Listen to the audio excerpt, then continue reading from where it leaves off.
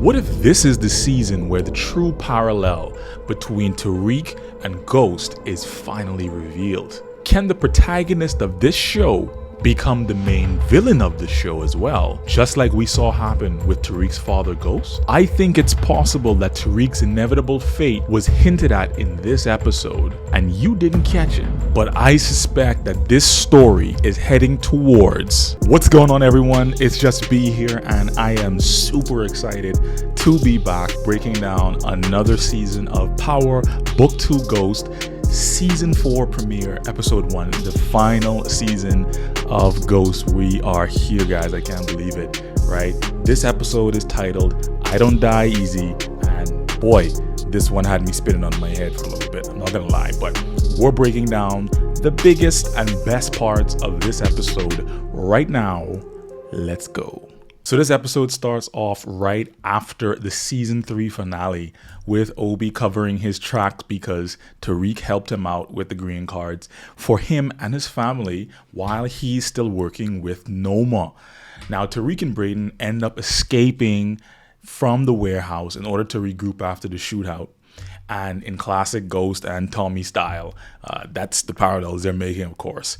We find them heading to a storage space to change their shootout clothes and get ready for war. Noma now is asserting her dominance over the Tejadas and Effie, letting them know that Tariq is priority numero 1 because he overstepped with her daughter Anya, who she's now scrambling to protect, while Tariq and Brayden still have eyes on Anya to use that as leverage against Noma.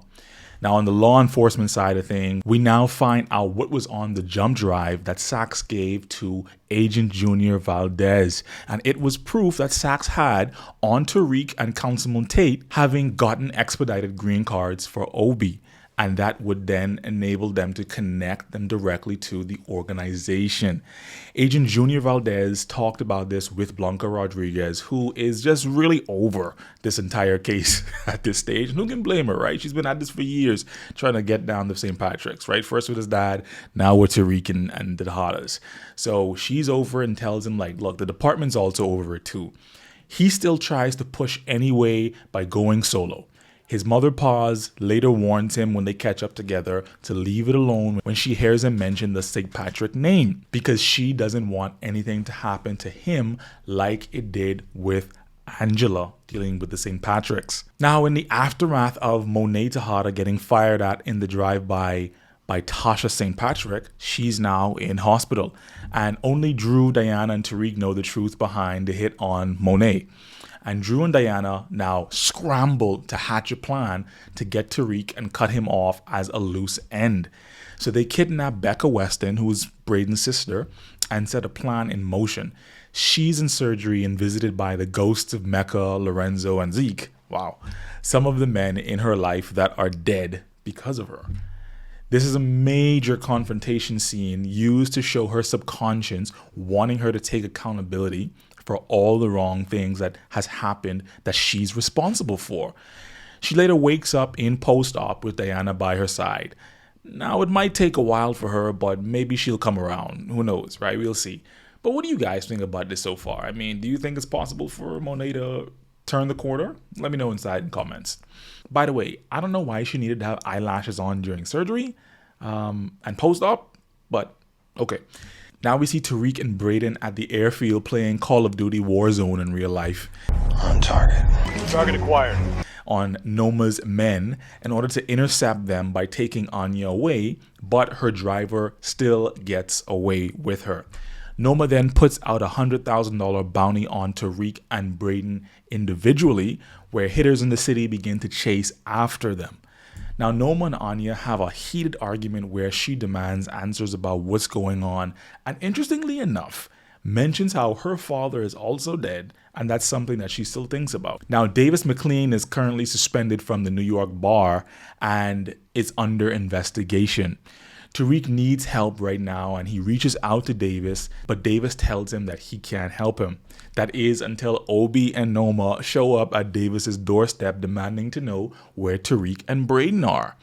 After making his own stand and showing them that he's not some punk, they leave him alone, and he later calls Tariq and tells him how it's best that he gets some cash and tries to get out of town because the heat is coming down and simply won't stop. Now, I was thinking in my head at this moment, are they going to now let Tariq and Braden get out of town and maybe hop over to Chicago and get some help from Uncle Tommy? I don't know. Long shot thinking. We then switch to Becca catching on what's going on with Drew, as it's only her and Drew in the car at this stage, and she decides to try to make a run for it where she pepper sprays him, and Braden ends up intercepting it and saves her from Drew. Tariq smashes into Drew's car, immobilizing him temporarily enough for them to get away. Now they bring her back home to the Weston household, and Braden's family tells him to stay away from them and seemingly mutually cut each other off. Particularly after his dad calls his friends jungle bunnies or jungle buddies, but either way it was racist, right? This then leads to Tariq and Braden realizing that they only have each other to depend on, and they make a pact to stick it out no matter what. Then Tariq presents what I often call the ghost fallacy, right? They discuss what it would be like to get out of the game and live life like normal college students, safe from the streets. Now, this kind of thinking is usually the undoing for characters in the game, and particularly within the Power universe, because there is really only one way out of the game, really and truly, and we know what that is. Hold on real quickly. You guys want to see something crazy? Over 99% of you guys that watch my content are not subscribed. So I'm asking real quickly, if you don't mind, just hit the like button and hit subscribe real quickly. I'd love to keep on giving this content to you guys, and lets me know that people actually are interested. Feel free to do that, man. Really appreciate it a lot. Would help me out a long way in growing my small channel. Thanks. Now back to the video. Now, Junior Valdez finds his way at the university campus looking for Tariq and Braden, whom Brushandria just spotted. Kane and Effie also pull up along with the other hitters who want the contract, and so now a bunch of hitters are in one spot looking for Tariq and Braden. They run into Junior, who confronts them in the parking garage. Junior lets him know that he's Angela's nephew and shows him the drive of evidence Cooper Sachs gave him and how this is the smoking gun that will lead to him getting taken down. Now, I don't know why he thought this is the best idea to do this in this way, but who knows, right? But after one of the hitters fires at them, they all scramble. Junior takes out the shooter, and Tariq and Braden eventually pin down Junior and take the jump drive from him. They get Noma on a video call to get leverage and tell her what Junior has on them. Now he gets Noma to stand down as long as he takes care of Junior and keep the evidence against her. She agrees, but still plans to take him out eventually. But Tariq cannot move any more weight, is the arrangement. And in this, we now see where Obi keeps revealing his hand to Noma that he's not the soldier he used to be by encouraging her to stand down. And I think she is going to figure that out.